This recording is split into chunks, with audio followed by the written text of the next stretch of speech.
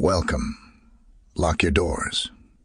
Turn off the lights and try to get comfortable while I Reddit you a story. I'm telling you, he's right there. I don't know why you're not freaked out about this. Lily said, poking her eyes through the Venetian blinds and stretching them wide with her fingers. Across the street in this dark and chilly night was a man whose stature was unfazed with a presence chilling to the bone. He's been standing there for the past hour and hasn't moved an inch, her eyes ever so amused by the man and kept trained on his silhouetted shape underneath the dim light post. It's like he's planning something. She bit her nail and shook her head with contempt. I should go out there and say something. Relax, babe. Her boyfriend, Charles, shut the blinds in front of Lily, causing her to flinch and back away. You're just overreacting. Maybe he's just waiting for a late ride. Overreacting. She breathed and crossed her arms. I can't think of anything else this guy would want. She shrugged her shoulders. I mean, he might be playing some cruel, unusual prank on us, but I just don't want to risk it. She passed Charles swiftly by the living room couch and darted into the kitchen. I think this man has a plan, and I'm not about to let him rob this house or kill us. Tonight, she hurried toward the kitchen counter and opened the knife drawer. Her hand shuffled through the stacked knives to find the sharpest one. Charles, unfazed, thought it was best to laugh it off and lean on the kitchen counter from the other side of his now estranged girlfriend. You gotta relax, babe. He smiled and shrugged one of his shoulders. At this point, I don't know which I'm more afraid of. The man, or my girlfriend flipping out about the man. I told you. She scrambled through the knives. I took my pills already. So quit messing around. She pulled out the largest knife out the drawer and slammed it onto the counter. And for your information, I'm not crazy. She slammed the drawer shut. Just cautious. Charles gave off a cheeky smile and rubbed his forehead.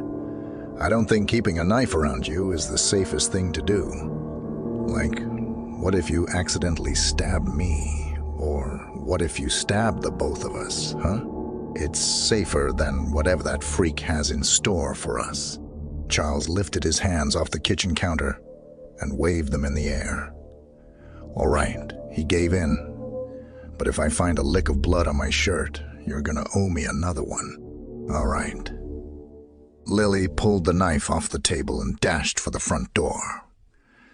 She turned the knob to pull the door open, but Charles swooped in and shut the door.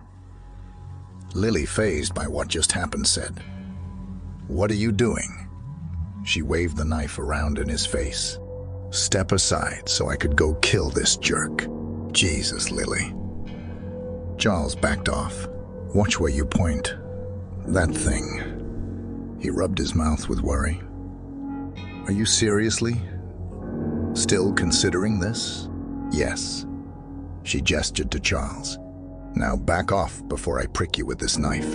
Charles fretted his lips, closed his eyes, and sulked his head into his chest. "Give it to me." He stomped. "What?" "What?" Charles smiled and stared deeply into Lily's eyes. "Give me the knife. I'll go ahead and deal with this guy, but only because it's better if I hold the knife, unlike the one who waves it around like a lunatic. It's called intimidation." "Sure, whatever." Lily inspected the knife before handing it to Charles, who snatched onto the hilt and held the knife up in front of him. "Remember what I said?" He pointed. "You're gonna owe me another one." He gave one quick smirk before reaching the knob and opening the door. "I'll be back." Charles walked through the door and shut it close, leaving Lily to herself. She crossed her arms once more and tucked her lower lip into her mouth.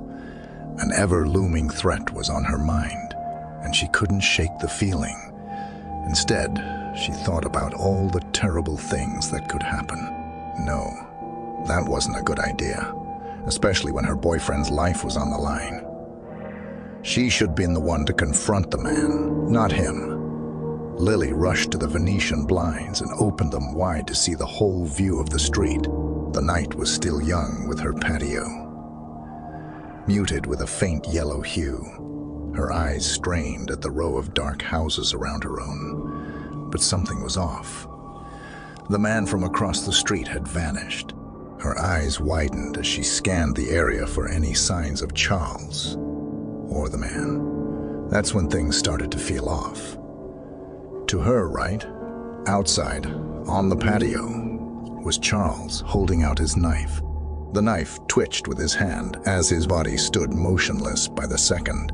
The eerie silence outside was disturbed by the sound of crickets chirping a harmonious tune as Charles swayed his body back and forth with the summer wind. Worried, Lily lifted her finger up to the window and tapped it to get his attention. Charles turned his head ever so slightly to Lily when the patio lights popped, engulfing Charles into darkness.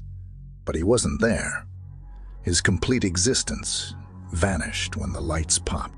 Panicked, Lily rushed to the door and opened it to see the patio floor scattered with glass. The lustrous glass shined on its sharp ends back into the house. Lily winced at the glass, not wanting to cut her feet, as she carefully poked her head through the door. The crickets chirped and chirped, then silence. No sound, no crickets, only her rasped breath that pumped through her throat and played with the sound of her heartbeat. She gained the courage to say something, anything. Charles. A croak leaped through the patio as Lily backed away and slammed the door shut.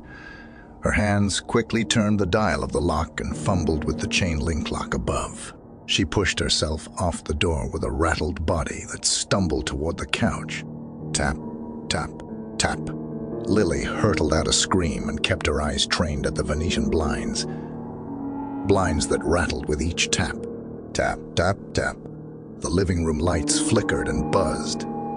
Lily pleaded for the power not to shut off. She begged for it to stay for just one more second, but it wasn't enough.